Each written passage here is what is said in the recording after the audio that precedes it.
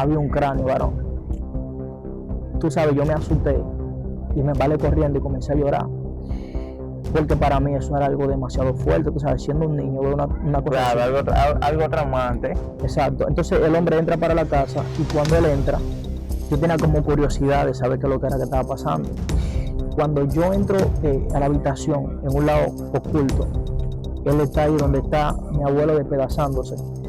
Hey familia, bendiciones, bendiciones.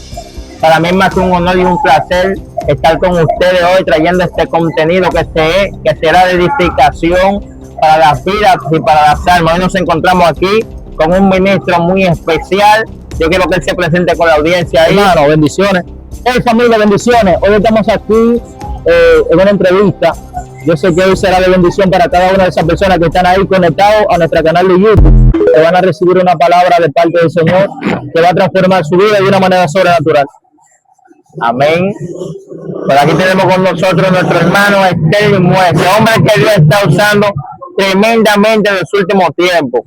Un hombre que Dios lo sacó del polvo y lo puso en las alturas. Así es, mi hermano. Yo creo que cada persona que está en el camino de Dios tiene un testimonio que expresar para que muchas personas sean cambiadas. Amén, amén. Y para eso estamos aquí hoy. Tú que estás en el video, no te vayas, porque sé que hay unas palabras frescas de parte del cielo para tu vida. Hoy tenemos una entrevista con este hombre y él va a contar el desenlace de su testimonio, los procesos, la victoria, porque sé que alguien puede ser edificado. Así que, amado, cuéntale a la audiencia ahí cómo tú llegaste a los caminos del Señor.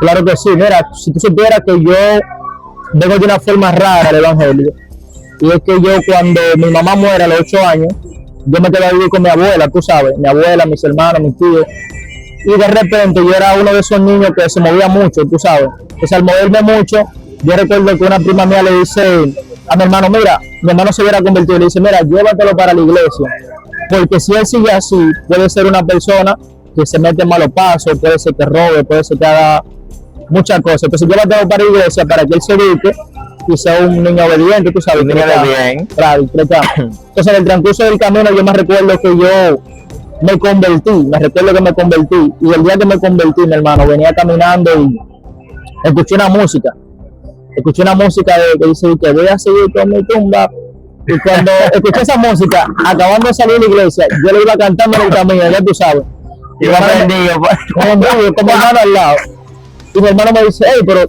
varón, ¿y tú no te convertiste a mí? Y yo, mi madre. Entonces ya tú sabes, varón, empezamos el trayecto de ahí de lo que es la iglesia. Me acuerdo que me aparté. Tú sabes que cuando tú te conviertes de una forma así, a veces tú no perseveras, tú sabes. Me aparté, pero seguí yendo a la iglesia. Y me acuerdo que un día me enamoré de una muchacha. Y cuando me enamoré de esa muchacha, yo comencé a ir más a la iglesia por ella. Y de repente le cogí amor al evangelio y me convertí de nuevo, pero ya me convertí en serio. En serio. Sí, pero el trayecto de ese camino, yo me recuerdo que yo era adolescente, tú sabes, yo pertenecía a una sociedad de niños de la iglesia. Y yo me fui desarrollando tan rápido que ellos veían el desenvolvimiento y dijeron a ese muchacho hay que bautizarlo. Pero ya tú sabes, era una batalla porque había gente que no creía en no creía en el llamado. Exacto, no creía en el llamado, ni creían que verdaderamente yo me hubiera convertido de verdad, tú sabes. Y decían, él no está de tiempo. Otros me apoyaban, pero me recuerdo que me bauticé, varón, me dejé a la muchacha que yo me convertí por ella y fue mi novia incluso. Pero me recuerdo que pasé un proceso duro.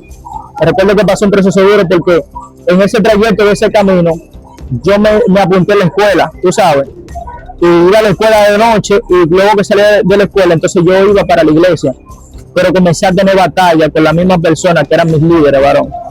Imagínate, wow. Eso es una cosa que le pasa a muchos jóvenes, que a veces están dentro de la iglesia y hay líderes que le hacen la guerra. ¿Tú me estás entendiendo? Yo sé que hay personas que están ahí conectados, que ellos también pasaron por esto y quizás se han descarriado y no han volvido.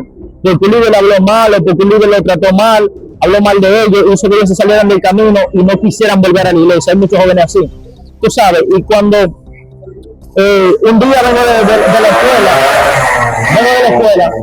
y cuando llegué de la escuela, el líder que me hacía la guerra, cuando me vio, me dice, ¿para qué tú vienes a la iglesia? Me dice, ¿Para qué tú vienes a la iglesia si tú no eres cristiano? Varón, eso fue lo más duro que yo recibí, porque cuando mi líder me dijo a mí, ¿para qué tú vienes a la iglesia si tú no eres cristiano? Eso fue el golpe más grande que No, yo recibí. y que esas palabras marcan una infancia. A una persona que no tiene conocimiento. Hay muchísimas personas que ahora mismo son malos, que son delincuentes, que roban, que atracan, que están así porque lo marcaron cuando niños. Lo marcaron, claro. Dijeron, tú no sirves para nada. Sí. Personas que fueron maltratadas, incluso algunas que fueron violadas. Sí, es así. Y yo me recuerdo que cuando me dijeron eso, que me dijeron, ¿para qué tú vienes si tú no eres cristiano? Yo me recuerdo que había unos jóvenes que estaban ahí, que eran amigos míos. Y cuando me dijeron esa palabra, tú sabes, yo lo que hice fue que yo le dije a los amigos míos, yo le dije, yo me voy. Y los amigos míos me dijeron, loco, no te vayas, porque tú no puedes llevarte de una palabra de una gente así, ¿tú me entiendes? Y le dije, no. Yo le dije, no, yo me voy. Y cuando me fui, la gloria de Dios. Entonces cuando me fui, mi hermano, me fui de la iglesia. Comencé a andar con personas que no eran cristianos, tú sabes. No te voy a decir que fui un delincuente, no fui un delincuente. Pero comencé a tomar alcohol, como cualquier joven que se aparta de Dios, tú sabes. Y en ese trayecto me di cuenta que Dios comenzó a quitarme todo, porque me aparté de Él. Yo sé que hay muchos jóvenes que se apartaron de Dios y muchas cosas se les fueron quitadas porque no están en los caminos. Yo me atrevo a decir, mi hermano, que en el único lugar que yo soy bendecido dentro de la iglesia. No, ungido, es que hay cosas que Dios no te las da cuando tú no estás preparado, Dios no te las da para que tú no te pierdas. Exacto. Hay cosas que hay muchísima gente que igual, pero yo no salgo de una. Lo que pasa es que Dios no te puede dar lo que Él sabe que tú te vas a perder. Exacto. Quizás si Dios no te quita eso, hoy tú eras fuera otra. Claro. Quizás ahorita no sería Sterling el predicador internacional, sino que sería el joven que murió en un accidente. Sí, porque vamos a hablar de eso también, vamos a llegar a ese nivel. Entonces, mi hermano, cuando estamos pasando ese trayecto, de que yo comencé a reflexionar, tú sabes, a pensar, pero ¿por qué? ¿Por qué me está pasando esto a mí? Yo me acuerdo que yo incluso me botaron de la casa. Wow. Me botaron de la casa porque se mudó un tío mío a la casa. Entonces el tío mío no tenía dónde dormir. Y me acuerdo que mi abuela me dijo, duerme en el mueble 4 días. 4 días. Imagínate, ya el mundo se me estaba yendo abajo. Ya estaba no tenía nada, descarriado, sí. Y ella me dice, duerme 4 días en el mueble y luego él te va a dar tu cama. Varón, de esos 4 días pasaron a 6. De 6 pasó un mes, a un mes y medio. Y un día yo durmiendo, pasé un amigo mío que tenía confianza yo en la casa. Y cuando él fue, él me dijo, varón, tú sabes para mi casa hoy. Yo me fui, duré un año viviendo allá. Luego me reconcilio y Dios comenzó a bendecirme. Lo impresionante de mi hermano, que había gente que me señalaban, decían que yo no podía, que no tenía la cualidad. Que no sirve, exacto. Ese no va a llegar. Exacto, porque ese es el problema de la gente. La gente sabe cuestionarte o señalarte cuando no ven los frutos. La gente suele etiquetar mucho a la persona. Exacto. Porque incluso en el evangelio se está viviendo un tiempo que es por vista. Ya no es por lo que tú eres en el espíritu, sino por lo que ven. Mira, cuando el profeta fue a ungir al que sería el nuevo rey, sí, estaba viendo hombres altos. Pero la mentalidad que Dios tenía, el pensamiento de Dios, no era una persona alta y una persona fuerte, sino una persona que estaba con las ovejas. Así es. Y yo me acuerdo de eso, profeta, de que la gente decía, de ahí, incluso la gente decía, cuando yo volví, que comencé a tomar lo que era el evangelio, a retomar eso, decía, él no sabe predicar, él no tiene cualidad para eso, no tiene nada, no sabe. No tiene talento. ¿Me entiendes? De repente Dios hace algo conmigo, y es que Dios, de lo vil y menospreciado, cogió Dios para avergonzar lo que se creen sabio. Entonces lo que Dios hizo fue que esa misma gente que me menospreciaban, que me criticaron, luego vieron cómo Dios me sacó a las naciones, ¿tú entiendes? Porque no porque yo tenía talento, no porque soy yo, sino porque su gracia se perfeccionó en mi debilidad, tú sabes. Y Dios me sacó. Y eso es algo impresionante, mi hermano. Dios siempre va a hacer lo que Él quiere hacer con personas descalificadas. Bueno, hey, varón, y te digo algo, la promesa de Dios no falla. por más que la gente no vea, que la gente diga ese no va a llegar, cuando Dios marca una persona, no hay ninguna etiqueta puesta por Satanás que pueda detener. Porque yo te apuesto que hubieron personas que juraron que para este tiempo tú vas a estar descarriado. Claro que sí. Hubieron personas que juraron y hablaron y dijeron para tal año él no va a seguir los caminos. Así Para es. tal año él no va a estar vivo. Pero Dios dijo, en ese año en que yo voy a manifestar mi gloria en ti. Así es. Ungido, cuéntame, ¿alguna experiencia espiritual o paranormal, como dicen las personas? Tú sabes que nosotros, por ahí como en el 2023, por ahí, nosotros somos de las personas que nos gusta mucho el fuego, tú Dios sabes, mío. y a los montes. Padre amado. Sin embargo, un día nosotros en el monte, de madrugada, esto es algo que para mí me marcó mucho porque fue algo que yo nunca hubiera visto, tú sabes, de esa manera. A esa magnitud. A esa magnitud, exacto. Y es que cuando estamos en el monte, uno de los muchachos dice, vamos a hacer una cadena de oración. Y hay un profeta que se llama José Manuel, que él va a ver este video, y él sabe lo que le estoy hablando. Dice, vamos a hacer una cadena y vamos a orar juntos. Cuando estamos orando juntos en la cadena, de repente, varón, son las 3 de la mañana, y nosotros estamos orando y estamos clamando a Dios. De repente nosotros estamos orando y yo miro así, y yo miro para un lugar del monte, y yo veo algo pequeñito, que viene caminando. Era como el tamaño de un niño, pero no era un cuerpo humano, tú sabes. Tenía el tamaño de un niño, pero estaba como brillando. Era algo inefable. Sí, algo que brillaba, literal. Los muchachos que van a ver esto saben. Y brillaba así, venía caminando así por el monte. Y donde él iba caminando lo alumbraba. Cuando nosotros, yo le digo a uno de los muchachos, mira para allá. Yo pienso que él no va a ver nada. Y cuando él lo ve, él le topa a los otros. Y luego nosotros vemos esto, imagínate, hay gente que comenzó a reprender a hablar en lengua.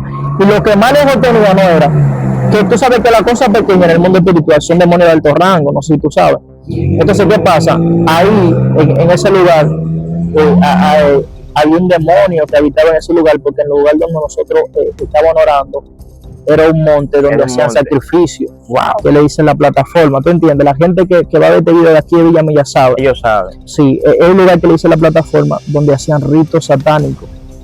¿Tú estás entendiendo? Entonces nosotros estábamos ahí, tú sabes que los demonios y el infierno no se está quieto. ¿Tú me entiendes? Ellos no duermen. No duermen. La gente siempre está activo para hacer la guerra. Correcto, entonces fue algo de lo más sobrenatural que vi. Y en ese mismo monte, me recuerdo que un día también tenía un amigo que me invitaba mucho para allá. Y un día yo voy para allá, que él me dice que le va a amanecer en el monte, yo cojo para allá solo y me encuentro con él. Pero sin embargo, él de madrugada me dice, voy a ver unos niños que están durmiendo en la iglesia, yo regreso ahora. Y cuando el varón se va, el varón no vuelve, yo me quedo solo en el monte. Imagínate, yo estoy orando solo y de repente yo me voy a parar a orinar.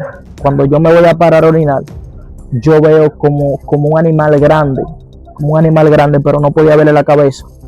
Era grande, pero no podía verle la cabeza. Y sin embargo pude entender, con revelación y hablando con personas, que era el espíritu de la muerte. Tú sabes, eso fue de la cosa más fuerte que yo vi.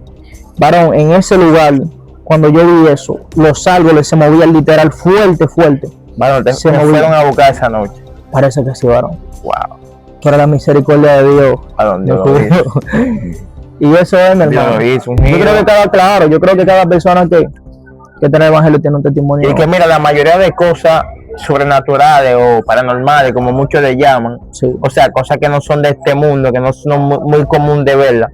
Cuando tú la ves, son cosas que tú no sabes cómo explicar. Exacto, correcto. Porque incluso el apóstol Pablo habla y relata de que hubo una persona que fue arrebatada hacia el cielo, sí, y que vio y oyó cosas inefables. Es decir, las cosas, los misterios del mundo espiritual son imposibles de identificar o de etiquetar o de nombrar.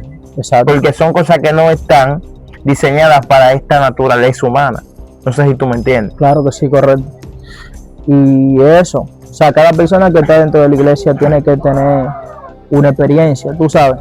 Claro. Hay un dicho que dice ahí que si tú no tienes guerra, revísate. ¿Me entiendes? Cada persona tiene su batalla. Tiene su batalla. Y eso fue uno de los testimonios que yo viví. Te voy a contar algo que esto no lo he contado en ningún lado. Claro. Y esto es algo que para mí es muy fuerte. Y es que yo tenía un abuelo que él tuvo en la guerra.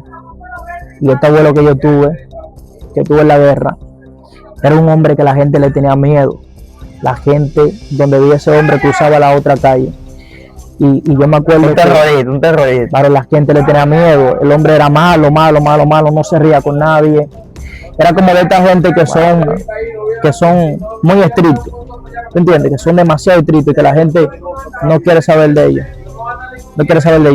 Y yo me acuerdo que mi abuelo se puso tan feo, pero tan feo, mi hermano, que él estaba acostado en la cama y él se estaba despedazando en la cama vivo. Wow.